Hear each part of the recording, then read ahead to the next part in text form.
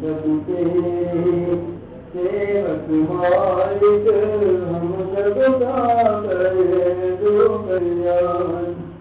हाथ जोड़ कर करो वंदना, चरण कमल की धूल में, चरण कमल की धूल में, भक्ति भाव से ध्यान तुमको, दीजिए हमको सच्चा ज्ञान।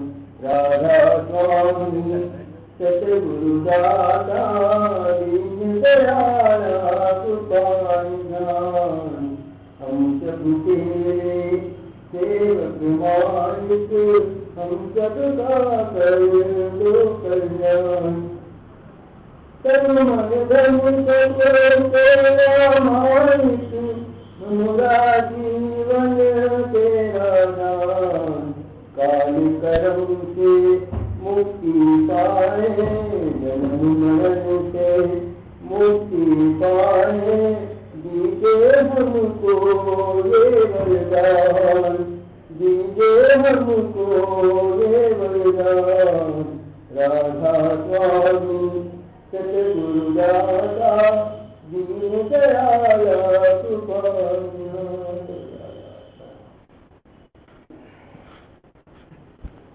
मेरे पूज्य भाई आचार्यगण और भाइयों बहनों के चरणों में मस्तक लगाता हूँ। आज गुरु पूर्णिमा है।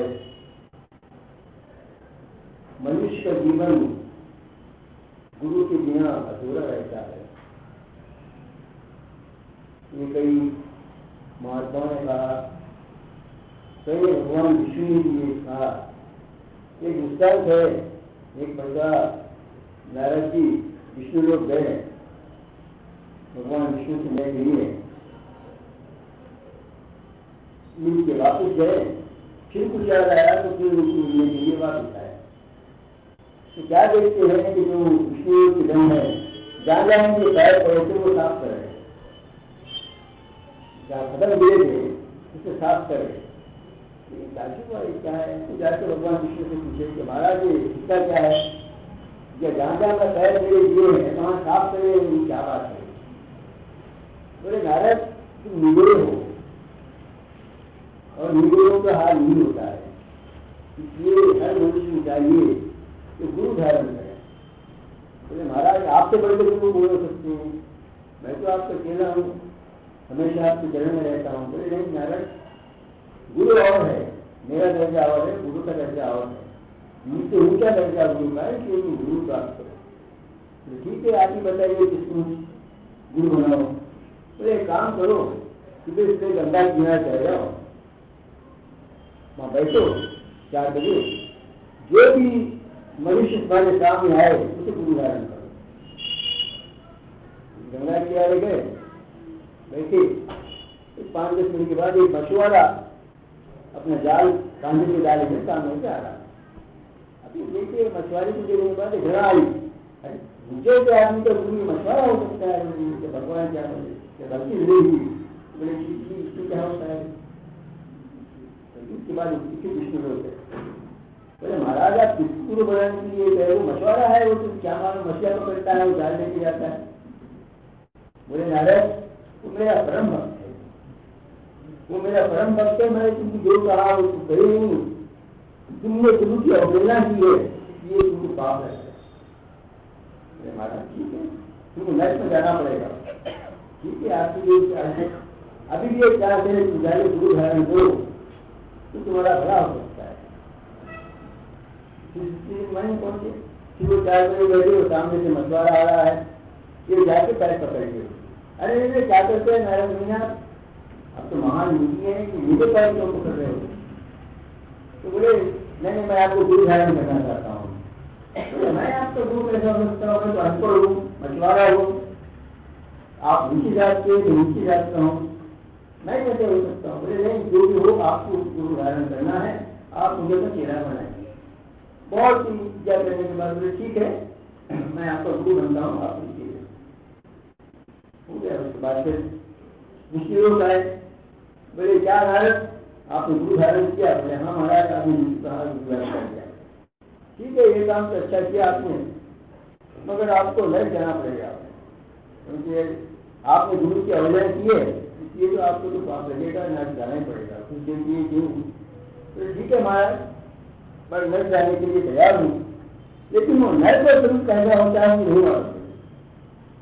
आप कम से कम रक्षा में उतार दीजिए, तो मुझे मालूम हो कि नर्क की जगह मुझे क्या पता, मैं तो हमेशा आपके चरण में रहता हूँ। तो भगवान हंसे मृत्यु लोक पर दारा बनाए, उसके बाद उसका 3 दायरे बनाए। बोले देखो ये 3 दायरे हैं, जो मृत्यु लोक से पापी रहते इधर जाते हैं, पुण्य आत्मा उधर जाती है। आप कहाँ जाना चाहते हैं? आपको जाना नहीं कैसे? नर्क में जाना नहीं, जिनके महाराज में तैयार हो, वो जो नर्क में जा रहा है आगे बढ़ गए। भगवान ने दायरा खींचा था नर्क का, उसकी आगे बढ़ गए। बट वो महाराज अपने घर में आके बैठा हूँ, बोले आप क्या क्या तो पालन क्यों, मैं नर्क आके बैठा हूँ, अब आप क्या क्या हो तो मैं फिर वापस आता हूँ। तो भगवान ऐसे नारायण तुम्हें किसी ने सलाह दी है, तो महाराज आपको गुरु धारण करने के लिए मेरे गुरु ने आपके कहा, इसलिए तो जब तुम भगवान विष्णु बोलते देखो तुम अपने आप को समझदार समझते हो, लेकिन गुरु ने बताया कि इसलिए आप जो नर्क से कौन करते, मतलब अगर उन्हें बता दे तो हमेशा के लिए शायद नर्क में रहना पड़ता आपको। इसलिए उन्होंने कहा कि नारायण जो गुरु धारण नहीं करते उनकी समस्याएं ज्यादा पैदा होती है। तो मैं आपको इसलिए कहना चाहता हूँ, आज गुरु पूर्णिमा है और हमारे संत के बीच के हुजूर स्वामी जी महाराज से मेरी जी महाराज तक संत ये पूरे वाणी है, ईश्वर के रूप है। इसलिए आप हमें चाहिए कि किसी को भी अपना गुरु धारण करें। क्या होता है, पहली चीज ये है कि हमारे मन में भावना होनी चाहिए, क्योंकि दुनिया में करोड़ों लोग हैं, हर एक आदमी की जीवन में गुरु धारण करने की इच्छा नहीं। अपने से कर्मों का असर होता है, जिसके कर्म अच्छे होते उसको धीरे जानता है, उस आदमी में पूरे पैदा होती है कि मैं कहाँ से आया हूँ, कहाँ जाना हूँ। ऐसे लोगों के लिए गुरु धारण करना जरूरी है। संतों ने कहा है कि भाई 4 प्रकार के मनुष्य होते हैं। एक मनुष्य शरीर ऐसी होती है जो अंधेरे में रहता है और रोशनी की तरफ जाना चाहता है। क्या मतलब है कि जो पाप की दुनिया में रहता है वो पुण्य की दुनिया में जाना चाहता है, अच्छे कर्म करके उनकी शरीर में आ जाता है। एक दूसरी शरीर ऐसी है जो अंधेरे में रहते हैं, अंधेरे में रहना चाहते हैं, इनका विवेक नहीं जानता। वो क्या करते हैं, बस उनका खाना सोना सुना उसके दूसरा कोई काम नहीं होता। तो वो शरीर क्या है, वो अंधेरे से अंधेरे में रहते हैं, रोशनी की तलाश नहीं है, रोशनी की इच्छा भी नहीं है। तीसरी शरीर ऐसी है जो रोशनी में रहते हैं, अंधेरे में जाना है। आपका मिसाल देता हूँ, आदमी है, देवता है, अच्छी पोजिशन में है, या साधु है, अच्छी पोजिशन में है, लेकिन मन में होता है। मन क्या है, चंचलता में ढूंढता है। तो अगर कोई मन की विषय में आकर कोई साधु नीचे से नीचे शरीर में गिरता है तो रोशनी के अंदर में आता है। चौथी शरीर ऐसी है जो हमेशा उजाले में रहते हो और उजाले में आता है। वो कौन है? वो शरीर संतों की है। सब हमेशा उजाले में रहते हैं, उजाले में रहते हैं, वो अंधेरे से कोई ताल्लुक नहीं है, हमेशा भगवान का भजन करते रहते हैं। तो ये देखिए, मनुष्य को कई करोड़ लोग हैं, जब तक उनके कर्म उनको नहीं बात करते, जब तक उनकी विवेक नहीं जानता, उनकी मन में इच्छा नहीं भाव होती कि भाई हम कहाँ से आए हैं, कहाँ जाना है, हमें क्या करना है, और उनकी में कामना नहीं कर रहा है कि आवागमन चक्कर से हमेशा हमें निकलना है। जिनके मन में कामना जाती है कि हमें आवागमन के चक्कर से निकलना है, अच्छे कर्म करने हैं, तो ऐसे लोगों के लिए गुरु प्राप्त करना जरूरी है। जिनसे चाहे गुरु प्राप्त करें, गुरु धारण करें न करें, लेकिन जिनका विवेक ज्यादा है, जिन्हें आवागमन के चक्कर से बाहर निकलना है, ऐसी इच्छा उनके लिए गुरु धारण करना अनिवार्य है। अब सवाल पैदा होता है कि गुरु कैसे धारण किया जाए। आप देखते हैं आजकल कितने गुरु हैं, तरह तरह के गुरु हैं, जो कन्यासी हैं, जो बाबा हैं, लेकिन सच्चा गुरु इसमें मिलना मुश्किल है। इसलिए संतों ने कहा है कि भाई सच्चे गुरु खोजो तभी हमारा बड़ा हो सकता है। सच्चा गुरु हमें सही रास्ते पर चलाएगा। अगर गुरु में खोज है, अगर गुरु माया काल और माया के चक्कर में फंसा हुआ है, तो आपको काल और माया से नहीं छुड़ा सकता। तो उन्होंने इसकी इंजीनियर बताया है गुरु पहला गुरु क्या है, क्वालिटी क्या है कि गुरु मनमीत हो, जिनका मन गुरु से मीत करता है, जो गुरु मन को अपने मीत बनाते हैं, ऐसे संस्कार हो। क्योंकि आप जानते हैं कि मन ऐसे चलायमान है, नीचे से ऊपर जाता है, ऊपर से नीचे जाता है। चाहे कितना भी सारे पुरुष हो, मन जब कई निश्चित समय सामने हुए हैं, अच्छे अच्छे सारे पुरुष नीचे गिरते हैं, मन को बचना है। इसलिए मन को जो नींद बताता है, जो नींद बनाता है, वो गुरु की तलाश है, ताकि वो मन के चित्र में नहीं रहता। दूसरी चीज जो उन्होंने बताई है कि सात पुरुष हो, साधन संपन्न व्यक्ति हो। क्योंकि अगर साधन संपन्न व्यक्ति है तो आपको साधन की व्यक्ति पता है। अगर साधन संपन्न व्यक्ति नहीं है तो आपको साधन की क्रिया नहीं बता सकते, आप ऊंचाई नहीं कह सकते। तीसरी चीज उन्होंने यही कही है कि ऐसे पुरुष की तलाश करो जिस सुख और जिसमें समानता रखता हो, खुशी और गम में समानता रखता हो, इसके कर्म और वचन एक तरह। चौथी क्वालिटी ने बताया है कि वो प्रेमी हो। क्योंकि सब कुछ क्वालिटी है, लेकिन गुरु में प्रेम नहीं है तो कुछ नहीं। सबसे मूल जो क्वालिटी होनी चाहिए वो प्रेम की आधार, क्योंकि ईश्वर प्रेम की बंधा है।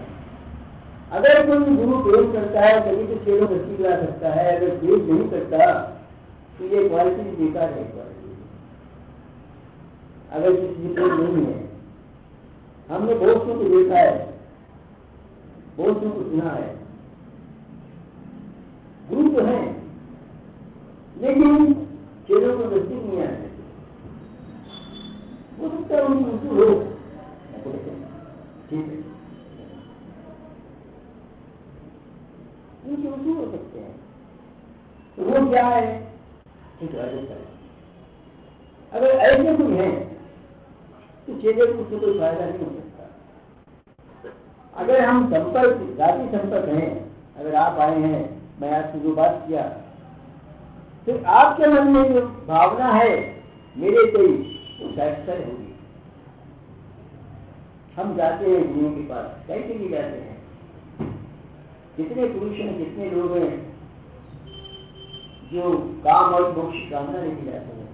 हमें दुनिया की चीजें चाहिए, धन चाहिए, दौलत चाहिए, मान चाहिए, बड़ाई चाहिए, परिवार चाहिए, सब कुछ ये लेके हम गुरु के चरणों में जाते हैं। कितने लोगों में शांति प्राप्त करने के लिए जाते हैं। अब देखें उनके बच्चे को खाली जाता नहीं, जिसकी जो कामना लेके जाता है गुरु की कामना पूरी करता है, चाहे देश के हो या देश कदे हो, ये नहीं हो, लेकिन गुरु के बच्चे को खाली हाथ नहीं जाता। लेकिन जिसके मन में भावना है, जिसके मन में कामना है कि भवसागर से दूर जाना है, ऐसे चेले ऐसे शिष्य गुरु के संपर्क में आते हैं तो गुरु कह देते हैं कि भाई इनको रास्ता बताना है, इनको कहीं रास्ता बताना है, कहीं मार्ग बताना है। तो ऐसे लोग आप देखिए, स्वामी जी महाराज का और राय साहब जी का रिश्ता कैसे है, दादा साहब जी का परमदास जी का रिश्ता कैसा है, दादा साहब जी का भाई जी का रिश्ता कैसा है, भाई जी का आनंद जी का रिश्ता कैसा है। ये प्रेम का बंधन है और का बंधन नहीं। अब आप और हम जाएंगे, मुझे क्या तुम हीरे जलाया मुझे, आप क्यों आते हैं मेरे पास, प्रेम का बंधन है। मैं क्यों आता हूँ आपके पास, प्रेम का बंधन है। सब कुछ भूल के हम आते हैं। ये देश के आते हैं कि बहुत दिन के बाद आप आएंगे, आपको दर्शन करेंगे, हमें शांति मिलेगी, आप हमसे मिलेंगे, हम आपसे मिलेंगे। आप देखिए पर उतनी धूप में तो आप मेरे पास दूराबाद से वक्तशील लाए, कितनी तकलीफ मिले, मैं नहीं सोचता था कि भाई मैंने क्या गुनाह किया है जो आपको तकलीफ देके मेरे पास आना पड़ा। ये क्या है भाई? ये तो प्रेम का बंधन है।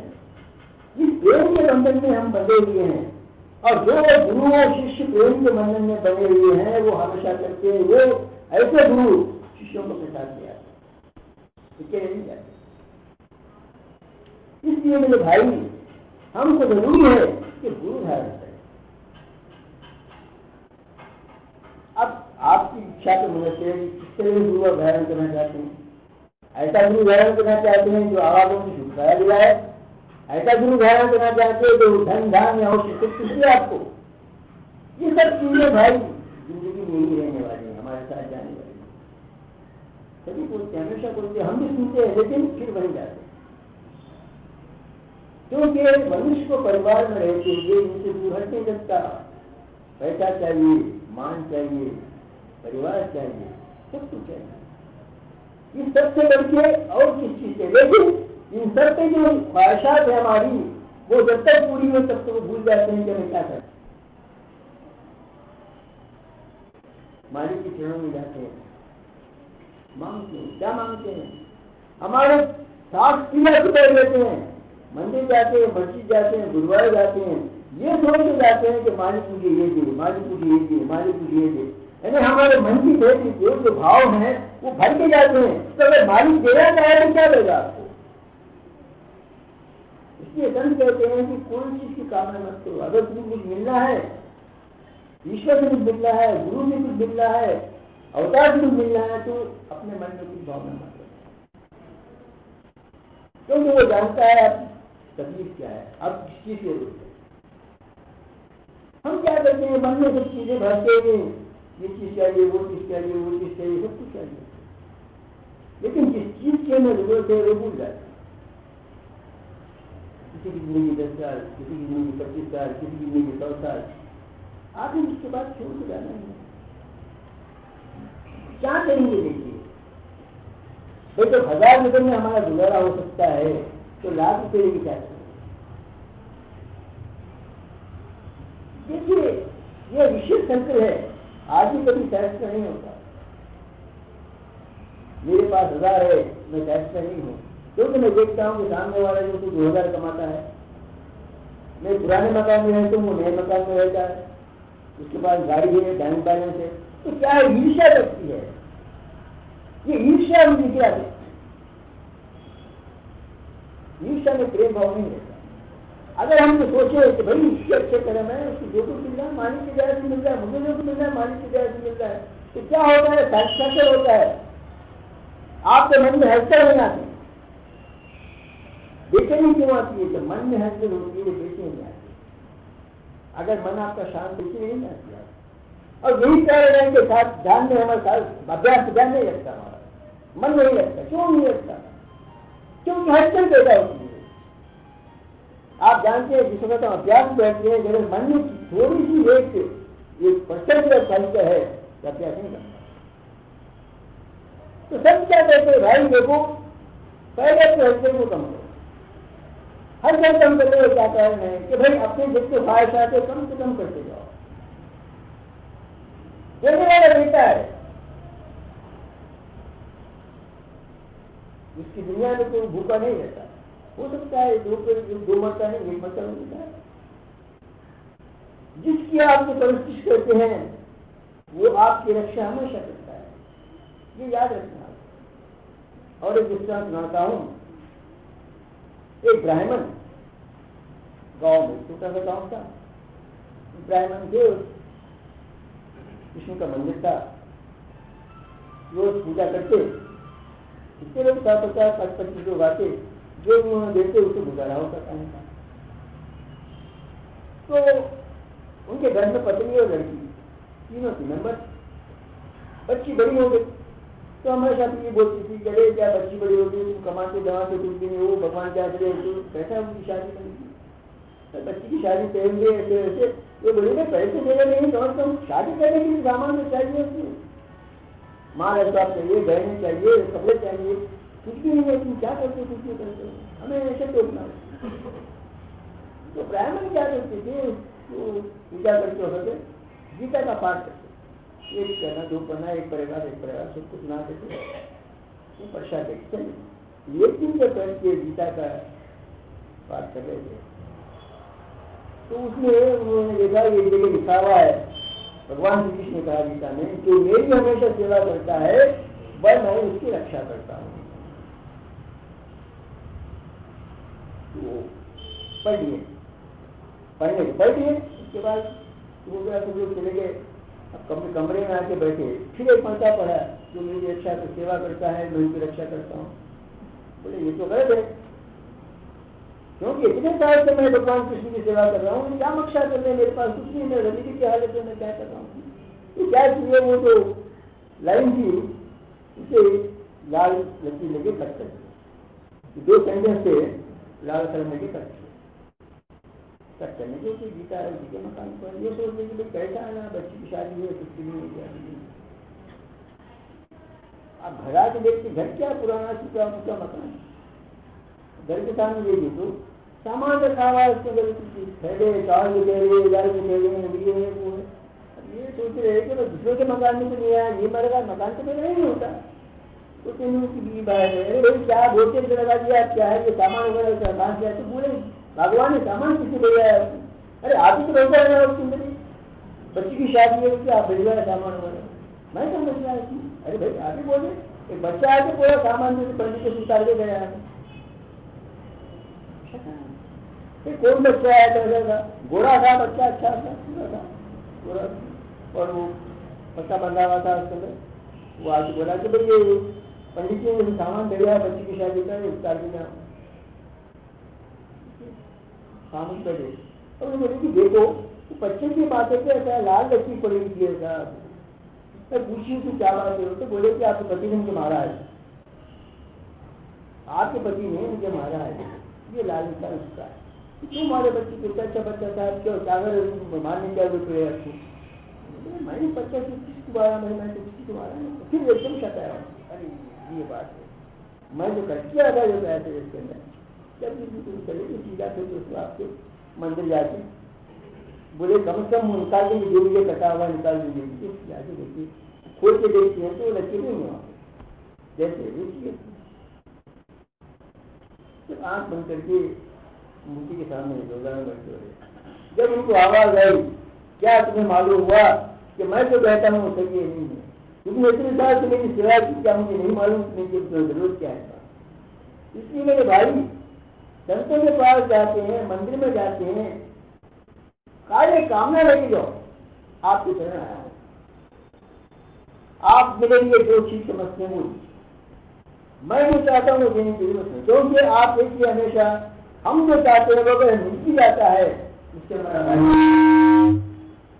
हमारा फायदा नहीं होता, जो मालिक की तरफ से मिलता है उससे फायदा होता है।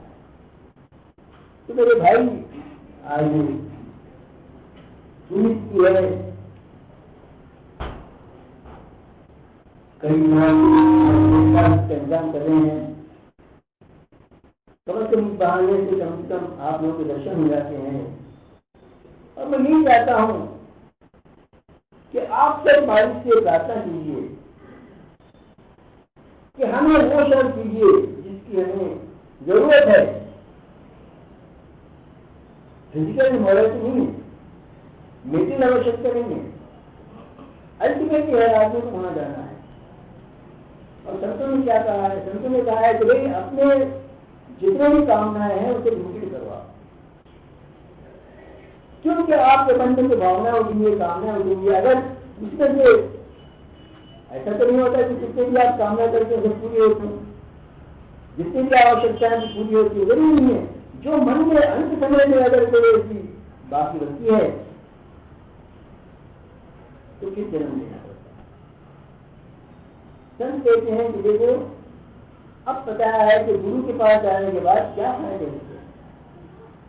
ये तो गुरु धारण करने का सोच गया, गुरु धारण कर दिया आपने, गुरु धारण करने के बाद आपको क्या उसके फायदे होते हैं वो संतों ने बताया।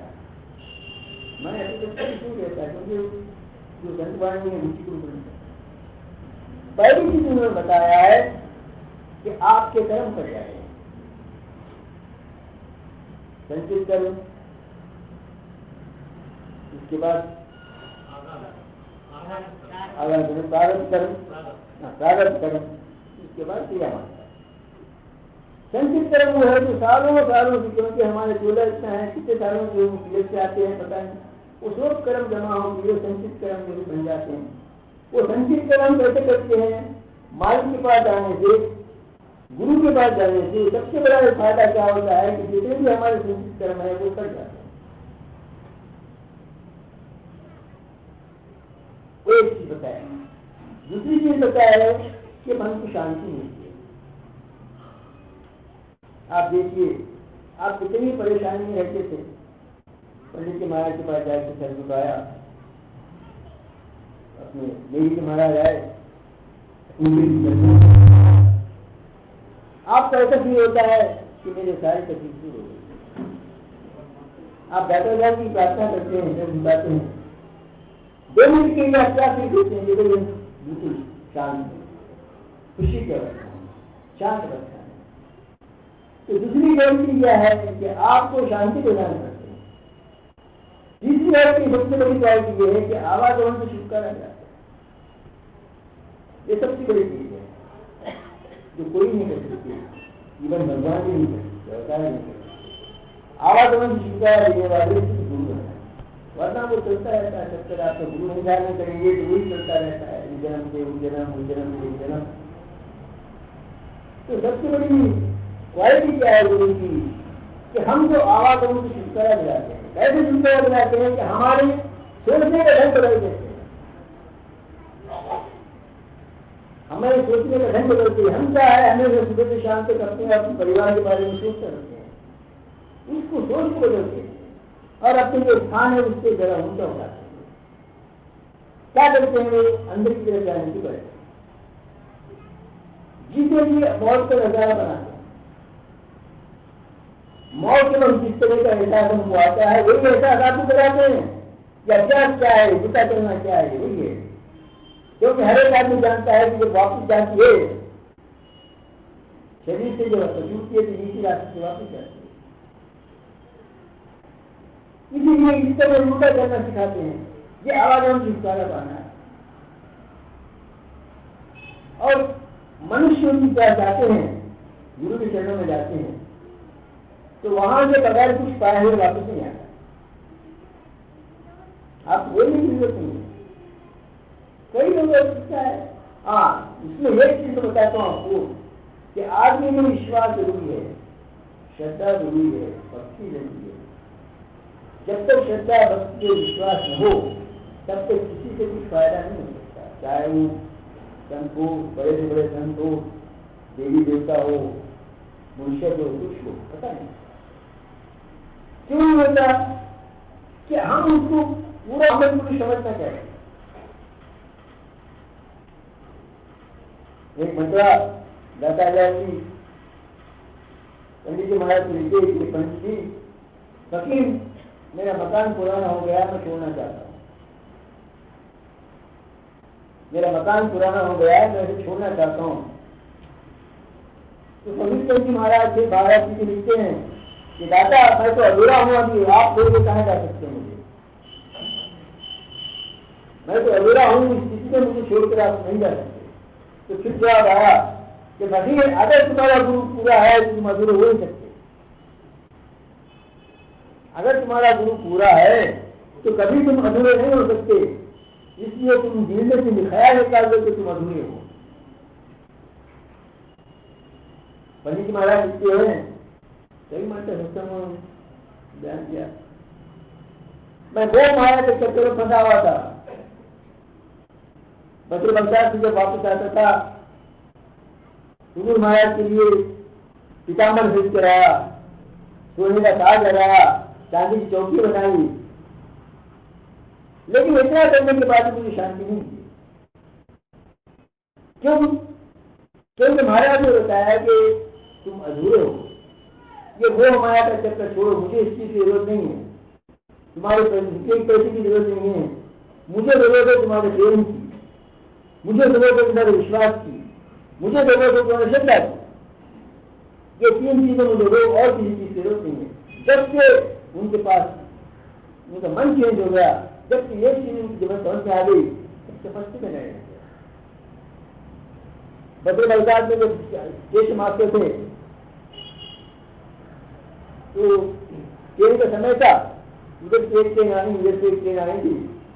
टाइम में क्या होगा, महाराज का घर को जाके आता हो, आप कैसे देख लीजिए दे रहे थे ऊपर, भाई ठीक है तुम जाओ, मैं सत्संग करके बैठता हूँ, यहाँ पे मैं भजन करके साथ ध्यान में बैठता हूँ।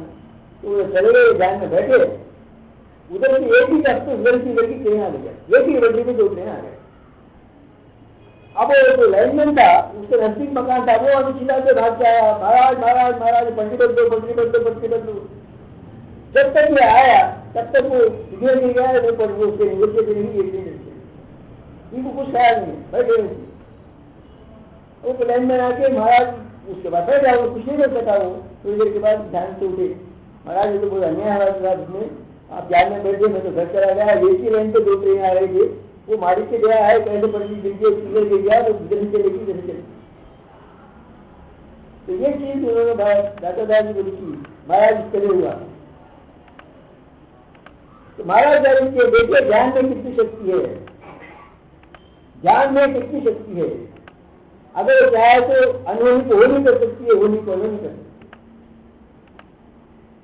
इसलिए मेरे भाई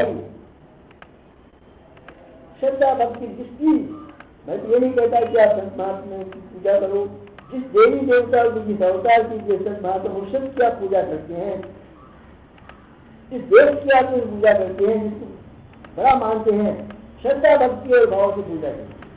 तो वो श्रद्धा भक्ति और भाव है तो आपको सब कुछ मिलता है। अगर श्रद्धा भक्ति भाव नहीं है तो सब कुछ मिलते हुए भी आपको कुछ नहीं मिलता। इसलिए आज शुभ अवसर पर मैं तो यही चाहूंगा, आप सबसे यही प्रार्थना करूंगा कि आप श्रद्धा भक्ति और भाव रखिए। जिस किसी की पूजा करते हैं, कहीं मंदिर में जाते हैं, अगर हम मंदिर जाते हैं, मंदिर में हम मन में भावना है कि पत्थर की मूर्ति भी दिखा दे सकती है तो अब कुछ नहीं मिलता। अगर मन में भावना है कि पत्थर की मूर्ति में भगवान बसते हैं तभी आपकी प्रार्थना स्वीकार हो सकती है, नहीं हो सकती। इसलिए श्रद्धा भक्ति और भाव होना जरूरी है। ज्यादा समय में नहीं दूंगा, भाई साहब बोलेंगे, 5-10 मिनट में अनुरोध करना चाहूंगा। एक शब्द मैं कहना चाहता हूँ, आज के दिन मालिक की चौड़ नासिक है। इतनी शक्ति हमें देना दाता, मन का विश्वास कमजोर होना। इतनी शक्ति हमें देना दाता, मन का विश्वास कमजोर होना। हम रहे आप ही के सहारे, कोई दूजा सहारा न होना। हम रहे आप ही के सहारे, कोई दूजा सहारा न होना। इतनी शक्ति हमें देना दाता, मन का विश्वास कमजोर होना। दूर अज्ञान का हो अंधेरा, जान की तुम हमें रोशनी दो। दूर अज्ञान का हो अंधेरा, जान की तुम हमें रोशनी दो। फूल खुशियों के बाटे दरी में, जो भी दे दो भरी जिंदगी दो। बैर होना किसी का किसी से, भावना मन में बदले की होना। हम रहे आप ही के सहारे, कोई दूजा सहारा न होना। इतनी शक्ति हमें देना दाता, मन का विश्वास कमजोर होना। हम ये सोचे हमें क्या मिला है, हम ये सोचे किया क्या है अपन। हम ये सोचे हमें क्या मिला है, हम ये सोचे किया क्या है अपन। मेरे दाता मुझे दो सहारा, दर्द खुशियों से हम सब का दामन। मेरे दाता हमें दो सहारा, भर दो खुशियों से हम सब कदामन, अपनी करुणा का सागर बहाकर, कर दो पावन हर एक मन का कोना, अपनी करुणा का सागर बहाकर, कर दो पावन हर एक मन का कोना। हमरे आप ही के चारे, कोई दूजा सहारा न होना, इतनी शक्ति विश्वास कमजोर होना। मेरे भाई, इस दुनिया के अवसर पर मैं संत मत के जरिए परम संत परम दयालु से यही प्रार्थना करता हूँ कि हम सबको वो शक्ति दे, शांति दे, और उनके नजरों में जो हमें हमारे लिए अच्छा है वो हमें प्रदान करके इस आवागमन को छुटकारा दिला दे।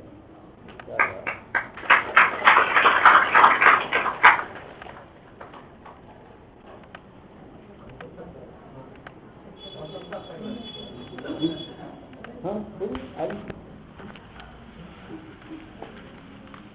आ जाइए सर, ठीक है आप भी।